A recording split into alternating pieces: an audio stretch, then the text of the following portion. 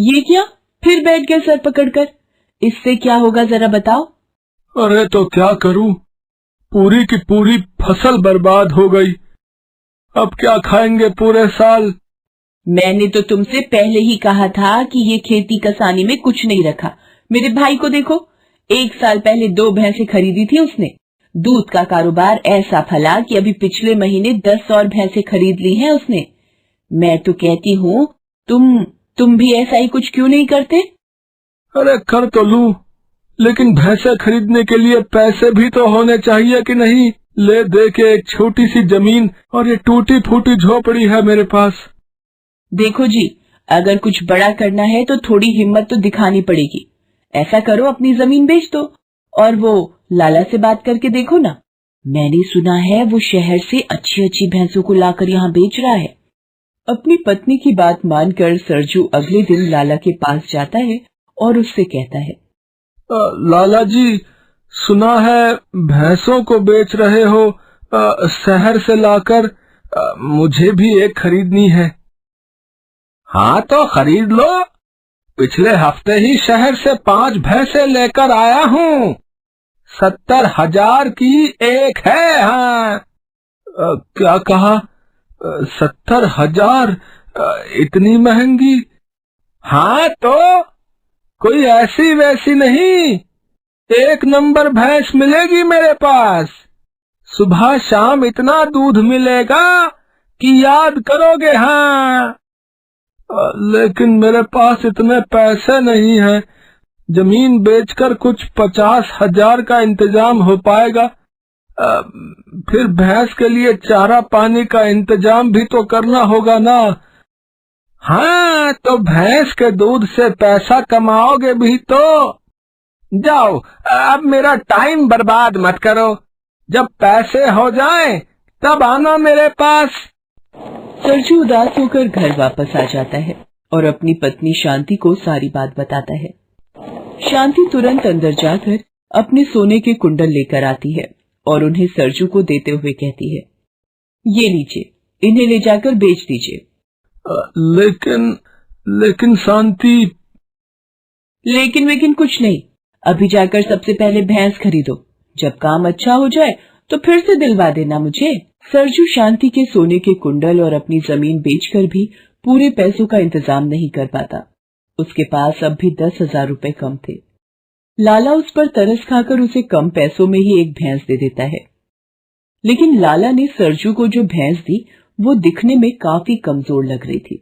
ये देखकर सरजू ने लाला से कहा, अरे लाला जी, ये भैंस तो काफी कमजोर लग रही है।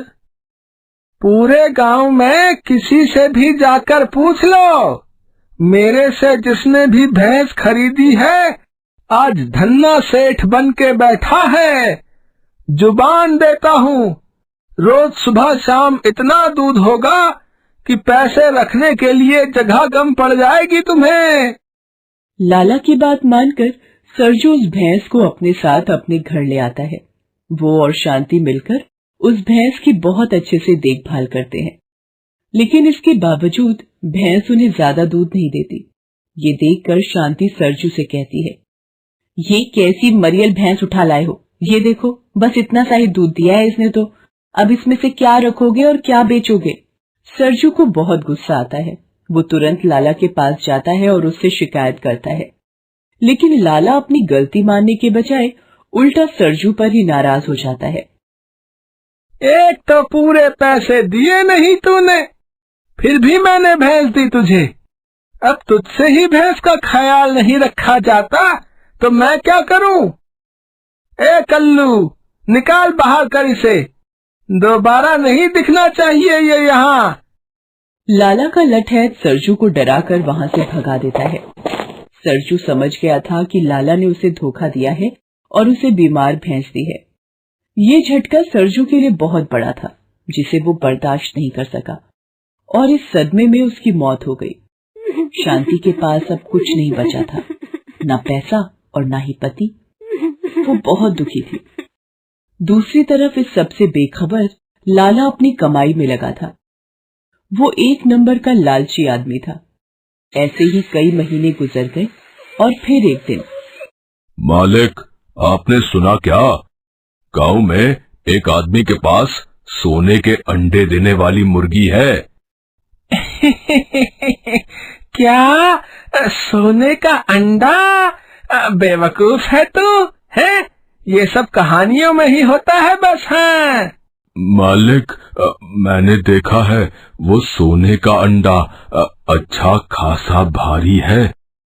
अच्छा, तो चल, कल लेकर चल मुझे भी, मैं भी तो देखूं जरा।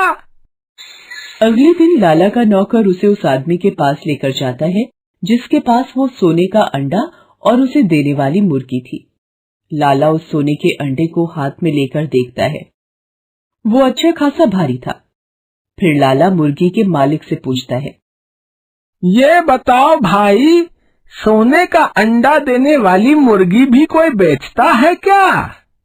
मैं बेच कहाँ रहा हूँ, मैं तो इसकी नीलामी करवाऊंगा, वो भी आज शाम को ही। जो सबसे ज्यादा दाम देगा उसे ही दूंगा इसे। हाँ, और वैसे भी मेरे पास ऐसे बहुत से अंडे हैं, और अब मैं इस मुर्गी का ख्याल रखते रखते थक गया हूँ। मुर्गी के मालिक किशन की बात सुनकर लाला बहुत खुश हो जाता है। उसने तय कर लिया था कि चाहे जो हो जाए, उस मुर्गी को वो खरीद कर रहेगा। शाम को उस मुर्गी की नीलामी होने वाली थी। लाला वहीं रुक गया। नीलामी के लिए वहां भीड़ पहुंची हुई थी। फिर आखिरकार किशन ने नीलामी शुरू की। देखो भाइयों, आज तक जिस मुर्गी के बारे में आपने सिर्फ कहानियों में सुना था, आज सच में आपके सामने है। ये है वो मुर्गी जो आपको माला माल कर देगी। ये देखिए, ये रहा वो सोने का अंडा जो इस मुर्गी के साथ आपको मिलेगा, और फिर ऐसा ही एक सोने का अंडा आपको हर रोज ये मुर्गी देगी। तो लगाइए बोली और खरीद लीजिए अपनी किस्मत। फिलहाल इस मुर्गी की कीमत है 5 लाख रुपए। मुर्गी की कीमत सुनकर वहां मौजूद कई लोग पहले ही हिम्मत हार जाते हैं और पीछे हट जाते हैं, लेकिन लाला और कुछ दूसरे लोग अभी भी डटे थे। लाला सब पर भारी पड़ रहा था। वो लगातार ऊंची बोली लगा रहा था, लेकिन भीड़ में एक महिला थी जो बोली में लगातार लाला को टक्कर दे रही थी। आखिर में वो महिला और सिर्फ लाला ही बचे थे जो उस मुर्गी को खरीदने के लिए बोली लगा रहे थे। 50 लाख, 50 लाख दूंगा मैं इस मुर्गी के। बस अब बहुत हो गया, इससे ज्यादा पैसे नहीं है मेरे पास। आखिरकार वो महिला भी नीलामी से हट जाती है और वो मुर्गी लाला को मिल जाती है। लाला अपनी सारी जमा पूंजी बेचकर पूरे 50 लाख में किशन से उस मुर्गी को खरीद लेता है। वो बहुत खुश था। मुर्गी और उसके सोने के अंडे को लेकर वो अपने घर पहुंचता है और अपनी पत्नी से कहता है, कमला, ये जो सोने का अंडा मुझे इस मुर्गी के साथ मिला है, मैं इसे बेचूंगा नहीं, बल्कि इसे अपने घर में सजाऊंगा। और वैसे भी अब तो ऐसे कई अंडे मुझे मिलने वाले हैं। हाँ। लाला और उसकी पत्नी उस मुर्गी को बड़े प्यार से दाना खिलाते हैं।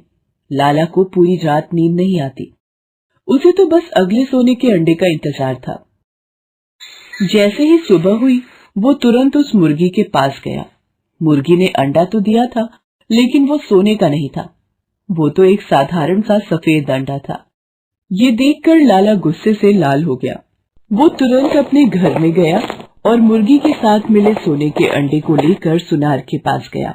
उस अंडे को देखने के बाद सुनार ने लाला से कहा, अरे लाला जी, सबको चूना लगाने वाले को आज किसने चूना लगा दिया? बकवास मत करो, इस अंडे के बारे में बताओ मुझे। लाला जी, ये अंडा अंदर से लोहे का है और बाहर सोने का पानी चढ़ाया हुआ है बस।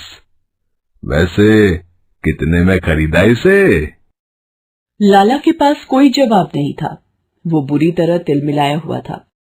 उस लोहे के अंडे को लेकर वो तुरंत किशन के घर पहुंचा, लेकिन वहां ना तो किशन था और ना ही कोई और। बस दरवाजे पर एक पर्चा लगा हुआ था। लाला ने उस पर्चे को पढ़ना शुरू किया। मुझे पता है कि तुम इस पर्चे तक जरूर पहुंचोगे लाला। सोने का अंडा देने वाली मुर्गी तो तुम्हारे पास है ही, जाते जाते ये भैंस भी लेते जाओ। दरवाजे पर बंधी भैंस को देखकर लाला सब समझ जाता है। वो वही भैंस थी जो उसने सरजू को बेची थी। नीलामी में बोली लगाने वाली वो औरत भी कोई और नहीं बल्कि सरजू की पत्नी शांति ही थी। मुर्गी बेचने वाला शांति का भाई किशन था। ये सब एक जाल था जिसमें लाला बुरी तरह फंस गया था। वो बस उस चमचमाते अंडे को हाथ में लेकर ये सोच रहा था कि आखिर क्या ज्यादा कीमती है, वो अंडा या उसका ईमान, जिसकी कीमत पर वो ना जाने कितने लोगों को धोखा देता आया था।